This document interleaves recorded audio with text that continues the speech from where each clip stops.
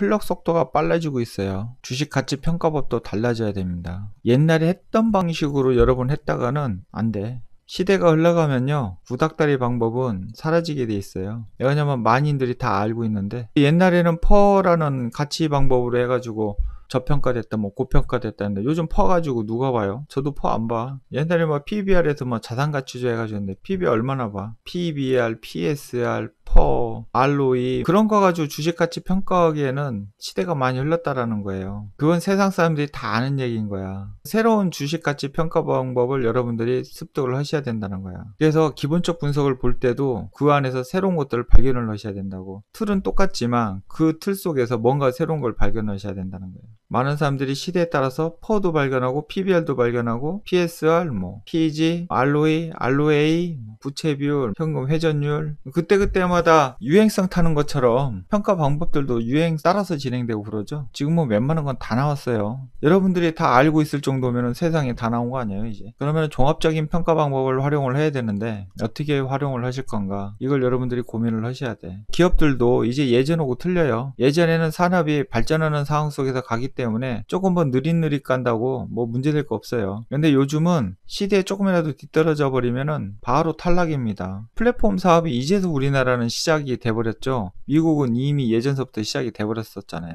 우리나라는 인터넷도 설치도 잘 돼 있고 있는데도 불구하고 굉장히 뒤처졌던, 혁신이 늦어진 거죠. 그만큼 기업들이 그때 바로바로 대응을 못하면 기업들도 망한다는 겁니다. 기업들이 새로운 산업이 발전하면서 가치 기준도 바뀌어가고 있다는 거예요. 시대가 바뀌었으니까 기업들이 하는 일들도 뭔가가 형태가 바뀌어져 가니까 기본적인 베이직은 안 바뀌겠지만 평가하는 여러 가지 척도가 많이 달라지는 거죠. 물론 우리가 이익성을 중요시 하겠지만 단순히 이익만으로 어떤 기업의 평가가 나타나는 건 아니라는 거예요. 요즘은 가상으로 보이지 않는 플랫폼 사업으로 진행되기 때문에 그 플랫폼의 가치가 얼마큼 가치를 나타낼지는 아무도 모른다는 거예요. 사실은 쿠팡이 뭐 플랫폼으로 해서 뭐 어쩌고저쩌고 나온다지만 회계 장부상으로는 2조 3조씩 적자인데 미래의 가치가 어떻게 된다고 지들 멋대로 가치 매겨가지고 해서 막 주가 상장시켜서 올려버리고 막 난리가 났었잖아요. 사실은 갭을 내용 하나도 없는데.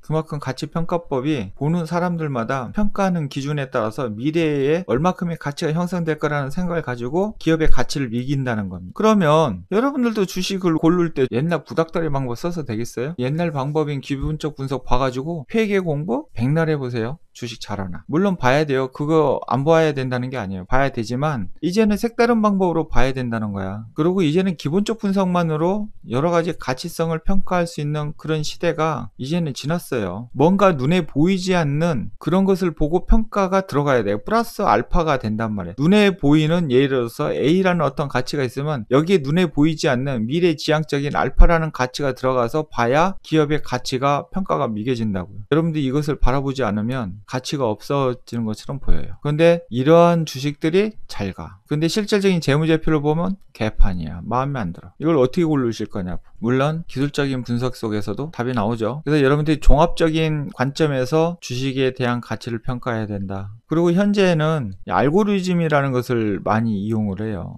그네들이 그것을 시뮬레이션을 많이 했고 확률과 통계상에 맞도록 키워놓은 상태에서 속된 말로 돌리는 거죠. 시스템을 돌리는 겁니다. 인간의 감정이 안 들어가요. 그러다 보니까 변동성이 엄청나게 커. 단기로 매매하는 사람들도 많다는 거예요. 그러니까 기업의 어떤 가치를 평가해서 옛날처럼 이건 좋은 기업이네, 그래 장기 투자하고 뭐 해서 가자, 이렇게 해서 가는 이런 스타일도 있지만 옛날하고 많이 틀려졌다는 거. 얘 괜찮네, 앞으로 가겠다, 그러면 한 방에 그냥 훅 가버리는 거예요. 한 방에 훅 갔다가 아니네 하면 한 방 훅 빼버려버리는. 시간이 흘러만 갈수록 이 위험도가 훨씬 높아졌다라는 거야. 잘못해서 이런 분산 투자를 안 하고 집중 투자를 했다가는 정말 시장에서 이제 살아남기 힘들다는 거야. 단기 투자 해야 되고 중기 투자도 해야 되고 장기 투자도 해야 되고 수익 매매도 해야 되고 다 해야 돼. 다만 리스크를 회피하기 위해서 뭘 해야 된다? 분산 투자는 필수라는 겁니다. 한두 종목에다가 몰빵을 해가지고 가는 시대는 아니라는 거예요.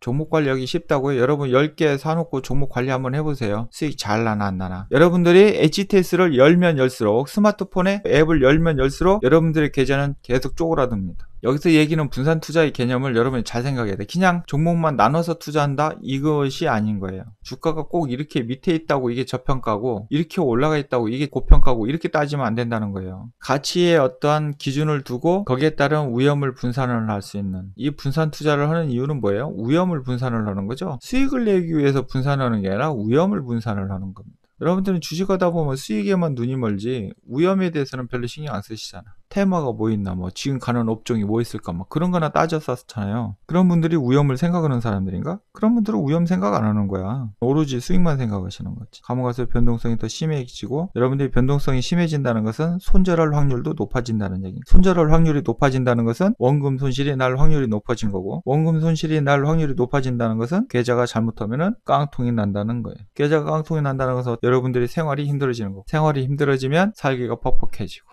살기가 퍽퍽해지다 보면 잘못하면 극단적인 선택을 하게 된다는 겁니다. 굉장히 무서운 얘기죠.